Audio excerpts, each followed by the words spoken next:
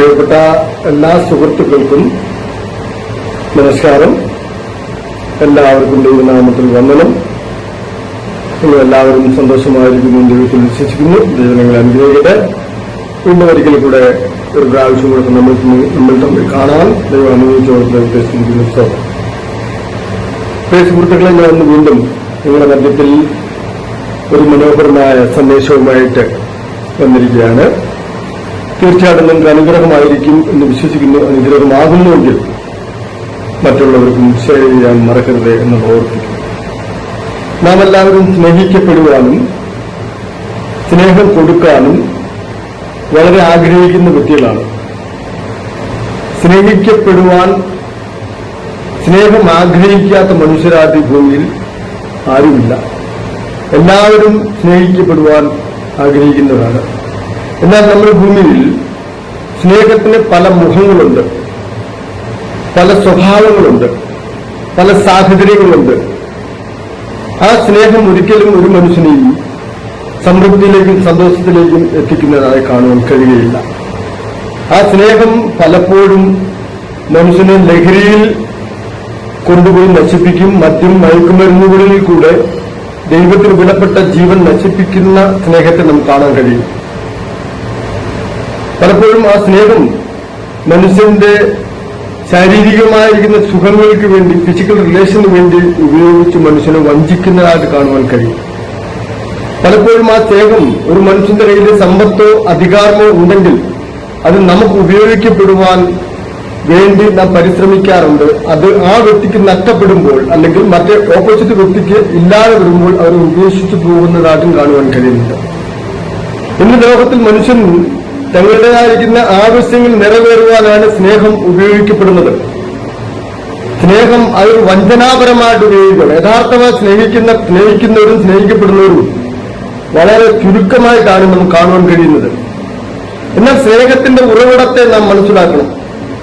പ്രിയപ്പെട്ടവർ, ഞാൻ ഇവിടെ സ്നേഹത്തെ മനസ്സിലാക്കുവാനും നമ്മൾ തമ്മിൽ ചിന്തിക്കുവാൻ ആഗ്രഹിക്കുന്നത്, സ്നേഹം ദൈവമാണ്, സത്യം ദൈവമാണ്, ജീവൻ ദൈവമാണ്. ആ ദൈവം നമ്മളെ സ്നേഹിച്ചു എന്നുള്ളൊരു കാര്യമാണ്. നാം മനുഷ്യനിൽ നിന്ന് പല നന്മകൾ പ്രതീക്ഷിച്ച് അന്യോന്യം സ്നേഹിക്കുന്നുവെങ്കിൽ നമ്മളിൽ നിന്നും ഒന്നും പ്രതീക്ഷിക്കാതെ ദൈവത്തിന്റെ ജീവനായി നാം ദൈവത്തിന് നഷ്ടപ്പെടുമെന്ന് കണ്ടപ്പോൾ ദൈവം നമ്മളെ സ്നേഹിച്ചു, നമ്മളെ രക്ഷിപ്പാൻ മനസ്സായിട്ട് ഈ ഭൂമിയിലേക്ക് ഇറങ്ങി വന്ന ഒരു വാർത്തയാണ് എന്നിവിടെ അറിയിക്കുവാൻ ആഗ്രഹിക്കുന്നത്. ഇവിടെ വിശുദ്ധ വേദപുസ്തകത്തിൽ റോമാലേഖനം 5-ാം അധ്യായത്തിന്റെ 8-ാമത്തെ വേദഭാഗം ഇങ്ങനെ എഴുതുന്നു: ക്രിസ്തുവോ നാം പാപികൾ ആയിരിക്കുമ്പോൾ തന്നെ ദൈവം നമ്മളോടുള്ള സ്നേഹം പ്രദർശിപ്പിക്കുന്നു എന്നാണ്. ഒന്ന് വായിക്കാം. ക്രിസ്തുവോ നാം പാപികൾ ആയിരിക്കുമ്പോൾ തന്നെ നമുക്ക് വേണ്ടി മരിക്കുകയാൽ ദൈവം തനിക്ക് നമ്മോടുള്ള സ്നേഹത്തെ പ്രദർശിപ്പിക്കുന്നു. ദൈവം നമുക്ക് വേണ്ടി മരിച്ചു. ക്രിസ്തുവിനെ തന്ന് യേശു ക്രിസ്തുവിനെ നൽകിക്കൊണ്ടാണ് നമ്മളെ സ്നേഹിക്കുന്നത്. യേശു ക്രിസ്തുവിനെ നൽകി എന്ന് നാം പറയുമ്പോൾ എങ്ങനെയാണ്? യേശു ക്രിസ്തു സർവ്വലോക പ്രപഞ്ചത്തിന്റെ ദൈവമാണ്. ആ ദൈവമായിരുന്ന കർത്താവ് ഈ മനുഷ്യനായിരിക്കുന്ന സകല മനുഷ്യനും നശിച്ച് ദൈവത്തിന് അകന്ന് നരകത്തിലേക്ക് പോകുമെന്ന് വിചാരിച്ചപ്പോൾ ഈ യേശു ക്രിസ്തുവിനെ നൽകുവാന്റെ പോലെ നമ്മളെ സ്നേഹിച്ച ഒരു ദൈവത്തെയാണ് കാണുന്നത്. ഇതൊന്നൊരു സ്നേഹമാണ്. ലോകത്തിൽ ഈ സ്നേഹത്തെ ആർക്കെങ്കിലും അവകാശപ്പെടാൻ കഴിയുമോ? അനേക ഗ്രന്ഥങ്ങളും ചരിത്ര പുസ്തകങ്ങളും ചരിത്ര പുരുഷന്മാരും അനേക നവോത്ഥാന നായകന്മാരും പല പണ്ഡിതന്മാരും ദൈവങ്ങളും അനേക അനുഭവങ്ങൾ നമ്മുടെ കൺമുമ്പാകെ ഈ കാലഘട്ടത്തിൽ വന്നു, മരിച്ചു, അടക്കപ്പെട്ട് ഇന്ന് ജീവിക്കുന്നുമുണ്ട്. ആ പുസ്തകങ്ങൾക്ക് ഇന്നും മാർക്കറ്റുകളിൽ സുലഭമായി നമുക്ക് ലഭിക്കുന്നുണ്ട്. ഏതെങ്കിലും ഒരു പുസ്തകത്തിൽ ദൈവം മനുഷ്യനെ സ്നേഹിച്ചതായിരിക്കുന്ന ഒരു വാർത്ത കാണിക്കാൻ കഴിയുമോ? ഒരിടത്തും ഞാൻ കണ്ടിട്ടില്ല. പക്ഷേ പ്രിയപ്പെട്ടവരെ, യേശു ക്രിസ്തുവിനെ നൽകിക്കൊണ്ട് ദൈവം നമ്മളെ സ്നേഹിച്ചു എന്ന് പറയുമ്പോൾ നാം എന്താ മനസ്സിലാക്കേണ്ടത്? നാം സ്നേഹത്തിന് അകന്നുപോയി സ്നേഹിക്കപ്പെടാൻ കഴിയാതെ കൊണ്ടും അകന്നുപോയവനെ ദൈവത്തിലേക്ക് അടുപ്പിക്കാൻ വേണ്ടി സ്നേഹ തന്നുകൊണ്ടാണ്, സ്നേഹം തന്നുകൊണ്ടാണ് ദൈവം നമ്മളെ സ്നേഹിച്ചത്. എങ്ങനെയാണ്? യോഹന്നാന്റെ സുവിശേഷം 3-ാമത്തെ വാക്യം വായിക്കുന്നത്, തന്റെ ഏകജാതനായ പുത്രനിൽ വിശ്വസിക്കുന്ന ഏവരും നശിച്ചു പോകാതെ നിത്യജീവൻ പ്രാപിക്കുന്നതിന് വേണ്ടി ദൈവം അവനെ നൽകുവാൻ കൊണ്ടും ലോകത്തെ, എന്ന് വെച്ചാൽ എല്ലാ മനുഷ്യരെയും അങ്ങനെ തന്നെ അത്രയ്ക്ക് സ്നേഹിച്ചു എന്നാണ്. ഒരു മനുഷ്യനും നശിച്ച് നരകത്തിൽ പോകാതിരിക്കാൻ, ദൈവത്തെ കൂടാതെ ജീവിക്കാതിരിക്കാൻ വേണ്ടി തനിക്ക് നഷ്ടപ്പെട്ടവരെ വീണ്ടെടുപ്പാൻ യേശുക്രിസ്തുവിനെ ഇഹലോകത്തിലേക്ക് അയച്ചു, അല്ലെങ്കിൽ നമുക്ക് വേണ്ടി നൽകി എന്നതാണ് നാം മനസ്സിലാക്കാൻ കഴിയുന്നത്. യേശുക്രിസ്തുവിന്റെ സ്നേഹം അത്രത്തോളമായിരുന്നു. എന്തുകൊണ്ടാണ് യേശുക്രിസ്തുവിനെ നമുക്ക് വേണ്ടി നൽകിയത്? 1 യോഹന്നാന്റെ പുസ്തകം 3-ാമത്തെ വാക്യം നമുക്ക് കാണുന്നത് എന്താണെന്നറിയുമോ? അവൻ നമുക്ക് വേണ്ടി പ്രാണനെ വെച്ചുകൊണ്ടതിനാൽ നാം സ്നേഹം എന്ത് എന്ന് അറിഞ്ഞിരിക്കുന്നു. പ്രിയപ്പെട്ടവർ, ഞാനും 10-20 വർഷം മുമ്പ് സ്നേഹം എന്താണെന്ന് അറിയാത്ത ഒരാളായിരുന്നു. എന്റെ അച്ഛനെയോ അമ്മയോ ഒന്നും എനിക്ക് സ്നേഹത്തിൽ കാണാനോ സ്നേഹിക്കാനോ കഴിഞ്ഞിരുന്നില്ല. എന്നാൽ ഈ യേശുക്രിസ്തു എന്ന സ്നേഹത്തെ ഞാൻ അറിഞ്ഞ് രക്ഷിക്കപ്പെട്ട് ദൈവമകനായി തീർന്ന് ലഹരിയിൽ നിന്നും മയക്കുമരുന്നിൽ നിന്നും അനാവശ്യ ജീവിതങ്ങളിൽ നിന്നെല്ലാം വിട്ടുതിരിഞ്ഞപ്പോഴാണ് യഥാർത്ഥ സ്നേഹം ഞാൻ അറിയുവാനിടയായത്. അതുകൊണ്ട് ഈ ദൈവത്തിന്റെ സ്നേഹത്തെ ഞാൻ അറിഞ്ഞു, മറ്റുള്ളവരെ സ്നേഹിക്കാൻ ആരംഭിച്ചു. ഇതാണ് സ്നേഹത്തിന്റെ സ്വഭാവത്തെ കാണുന്നത്. സ്നേഹം അനുഭവിച്ചറിഞ്ഞ ഒരു വ്യക്തി കാണുന്നത്. എന്തുകൊണ്ടാണ് നമ്മൾ ഈ സ്നേഹം അനുഭവിക്കാതെ പോകുന്നതിന് കാരണം എന്നറിയാമോ? നാം ഓരോരുത്തരും പാപികളായിരുന്നു എന്നുള്ളതാണ്. എന്താണ് വായിക്കുന്നത്? അതിന്റെ 12-ാമത്തെ വാക്യത്തിന്, അതുകൊണ്ട് ഏക മനുഷ്യനാൽ പാപവും പാപത്താൽ മരണവും ലോകത്തിൽ കടന്നു, ഇങ്ങനെ എല്ലാവരും പാപം ചെയ്യാൽ മരണം സകല മനുഷ്യരുമേലും പടർന്നു. എന്താണ്? ഏക മനുഷ്യനാൽ പാപം. ആദ്യ മനുഷ്യനായ മനുഷ്യൻ ദൈവത്തോട് അനുസരണം കേട്ട് അകന്നു പോയത് കൊണ്ട് ആ മനുഷ്യനിൽ കൂടെ ഭൂമിയിൽ ഉളവാക്കപ്പെട്ട സകല മനുഷ്യരും പാപികളാണ്. ഒരു മഹാപാപരോഗം പടരുവാണ്. ഇന്ന് നമ്മുടെ ലോകത്തിലേക്ക് നാം നോക്കുമ്പോൾ കഴിഞ്ഞ 2020 നമ്മുടെ കൺമുമ്പിൽ ഒരു മഹാപ്രളയം പോലെ തന്നെ ഒരു വലിയ ഭീതികരമായിരിക്കുന്ന കോവിഡ് വന്നിരുന്നു. എവിടെയോ പുറപ്പെട്ട കോവിഡ് ലോക ആഗമനം സകല ലോകരെ കീഴ്പ്പെടുത്തി. സകല ലോകരും ഭയപ്പെട്ട് ആ മഹാമാരിയിൽ നിന്ന് രക്ഷപ്പെടുവാൻ തന്റെ കുഞ്ഞുങ്ങളിൽ നിന്നകന്ന്, കുടുംബത്തിൽ നിന്നകന്ന്, മാതാപിതാക്കന്മാരിൽ സുഹൃത്തുക്കളിൽ നിന്നകന്ന്, ബന്ധങ്ങളിൽ നിന്നകന്ന് ലോകത്തിൽ തന്നെ ഒഴിച്ചു താമസിക്കുന്ന പല അനുഭവങ്ങൾ നമ്മുടെ ജീവിതത്തിലുണ്ടായി. ഒരു മഹാമാരി, അതിന് പ്രതിരോധപരമായിരിക്കുന്ന നിലയിൽ വാക്സിനേഷൻ കണ്ടെത്തി. ഇപ്പോൾ അടുത്തൊരു പുതിയ വാർത്ത വരുന്നത് എബോള എന്നൊരു മഹാരോഗം ലോകത്തെമ്പാടും വ്യാപിക്കപ്പെടാൻ പോകുന്നു. അതുകൊണ്ട് നിങ്ങൾ അന്യോന്യം അകലം പാലിക്കണം, സൂക്ഷിക്കണം എന്ന് പറഞ്ഞ് സർക്കാരിന്റെ ഉത്തരവുകൾ ഇറങ്ങിയിട്ടുണ്ട്. ആഫ്രിക്ക രാജ്യത്തില് ആ എബോള രോഗം സ്ഥിരീകരിച്ച് അനേക സ്ഥലത്ത് വ്യാപിച്ചു തുടങ്ങി. അതിന് ഇതുവരെ വാക്സിനേഷൻ കണ്ടെത്തിയിട്ടില്ല, ഇനി കണ്ടെത്തുമായിരിക്കും. പക്ഷെ ഞാൻ പറയുന്നത് മാനുഷികമായിരിക്കുന്ന ലോകത്തിലുണ്ടാകുന്ന അസുഖങ്ങൾക്കുള്ള വാക്സിനേഷൻ ഉണ്ടാക്കാം, കണ്ടുപിടിക്കാം, മരുന്ന് കണ്ടുപിടിക്കാം.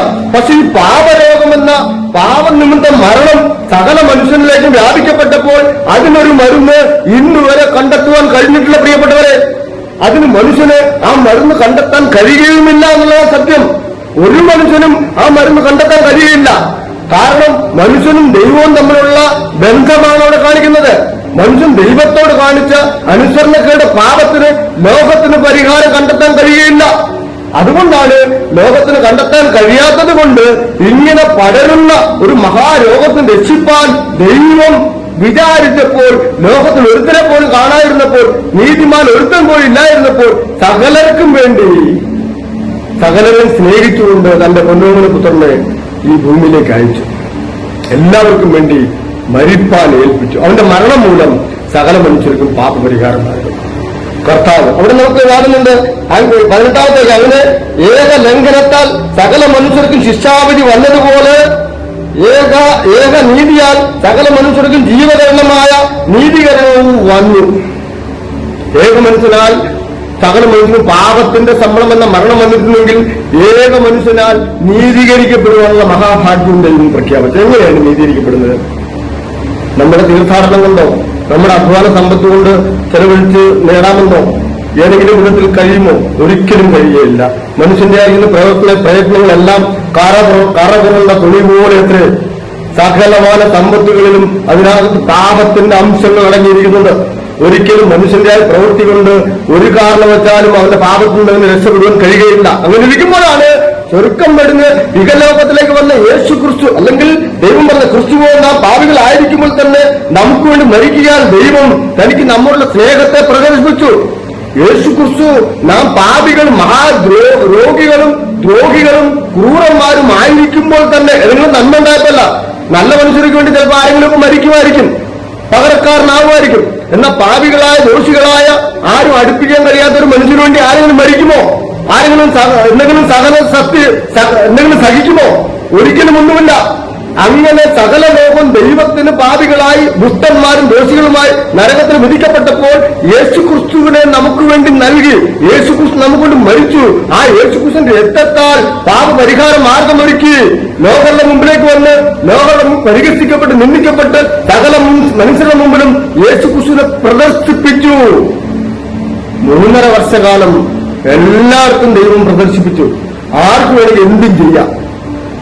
ആർക്കും കർത്താവിന്റെ 3.5 വർഷ പരിശോധന കാണുമ്പോൾ അനേകരും കർത്താവിനെ ഉപദ്രവിച്ചു, വേദനിപ്പിച്ചു, അടിച്ചു, രോഗം ഭരിച്ചു, എല്ലാം ചെയ്തു. ദൈവം അങ്ങനെ ഏൽപ്പിച്ചു കൊടുത്ത് പരിപൂർണമായി പ്രദർശിപ്പിച്ചത് കൊണ്ടാണ് ആ പ്രദർശനം ഒടുവിൽ ആ പാപ കുരിശും ചുമന്നുകൊണ്ട് ഗോൽഗൊത്ത മലയിലേക്ക് കടന്നുപോയി കൈകാലുകൾ കെട്ടപ്പെട്ടവനായി 3 ആണികളെ തറയ്ക്കപ്പെട്ടവനായി പരിപൂർണമായി തകർക്കപ്പെടുമ്പോഴും കർത്താവിനെ പരിഹസിക്കുന്ന അവസ്ഥയാണ് ക്രൂസിന്മേലും കാണുന്നത്. അന്മാതിരി സർവ്വലോകം കാണത്തക്കവണ്ണം അവനെ പ്രദർശിപ്പിച്ചു ദൈവം. എന്തിനുവേണ്ടി? സകല മനുഷ്യരെയും രക്ഷിപ്പാൻ.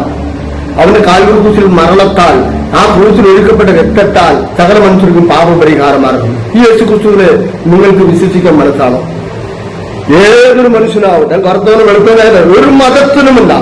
ഏക മനുഷ്യനാൽ ലോകമുണ്ടായി. മനുഷ്യനാണ് മതങ്ങളെ ഉണ്ടാക്കിയത്, മനുഷ്യനാണ് ദൈവങ്ങളെ ഉണ്ടാക്കിയത്. മനുഷ്യൻ ഒരിക്കലും പാപത്തിന്റെ പരിഹാര മാർഗം ഉണ്ടാക്കിയിട്ടില്ല. പക്ഷെ ദൈവം നിർമ്മിച്ച മനുഷ്യൻ, ആ ഏക മനുഷ്യനാൽ ലോകം മൊത്തം ഉണ്ടാക്കി. ആ ഏക മനുഷ്യനാൽ ദൈവം ലോകത്തെ രക്ഷിപ്പാനും ആഗ്രഹിച്ചു. ഏക മനുഷ്യന് യേശു ക്രിസ്തുവിനാൽ സകല ലോകത്തിന്റെ പാപപരിഹാരം ഒരുക്കി. നിങ്ങൾക്ക് വിശ്വസിക്കാൻ മനസ്സാണോ? പ്രിയപ്പെട്ട, യേശു ക്രിസ്തു നിങ്ങളെ സ്നേഹിക്കുന്നു. യേശു ക്രിസ്തുവിന്റെ തന്റെ ചോരയാൽ പാപമോചനം എല്ലാവർക്കും പ്രദാനം ചെയ്തിട്ടുണ്ട്. അവന് വിശ്വസിക്കുന്ന ഏവർക്കും എന്താണ്?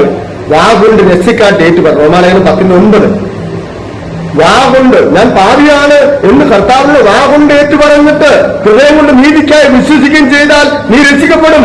കർത്താവ് ഞാൻ പാപിയാണ്, അങ്ങനെ പാപത്തിന്റെ പകരക്കാരനെ കൊണ്ടുവന്നു എനിക്ക് വേണ്ടി മരിച്ചു കിടക്കപ്പെട്ട് ജീവിക്കുന്ന വിശ്വസിക്കുന്നു. ഞാൻ സമാധാനമില്ലാത്തവനാ, സന്തോഷമില്ലാത്തവനാ, സ്നേഹമില്ലാത്തവനാ, സ്നേഹിക്കപ്പെടാൻ അർഹതയില്ലാത്തവനാണ്. എന്നെ ഒന്ന് രക്ഷിക്കണമേ. അങ്ങനെ ചങ്കിലെ ചോരയാൽ എന്നെ രക്ഷിക്കണമേ, എന്നെ ഒന്ന് രൂപാന്തരപ്പെടുത്തണമേ.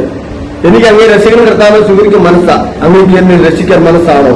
എന്നെ രക്ഷിക്കണം കർത്താവ്. കർത്താവിന് 100 വട്ടം മനസ്സാണ് പ്രിയപ്പെട്ടവരെ. നിങ്ങളുടെ ഹൃദയം സമർപ്പിക്കുമെങ്കിൽ കർത്താവിന്റെ രക്തത്താൽ നിങ്ങളുടെ പാപത്തെ ശുദ്ധീകരിക്കും, നിങ്ങൾ ദൈവമക്കളാക്കും. ഈ വചനം നിങ്ങൾക്ക് അനുഗ്രഹമായിരിക്കുന്നു എന്ന് വിശ്വസിക്കുന്നു. അനുഗ്രഹമായിരിക്കുന്നു മറ്റുള്ളവർക്ക് ഷെയർ ചെയ്യുക. ദൈവം നിങ്ങളെ അനുഗ്രഹിക്കട്ടെ. വീണ്ടും ദൈവം അനുഭവിച്ചാൽ വീണ്ടും കാണാം. ദൈവനാമം ഇന്നും എന്നേക്കും വാഴ്ത്തപ്പെടുമാറാകട്ടെ. നന്ദി, നമസ്കാരം. Thank you.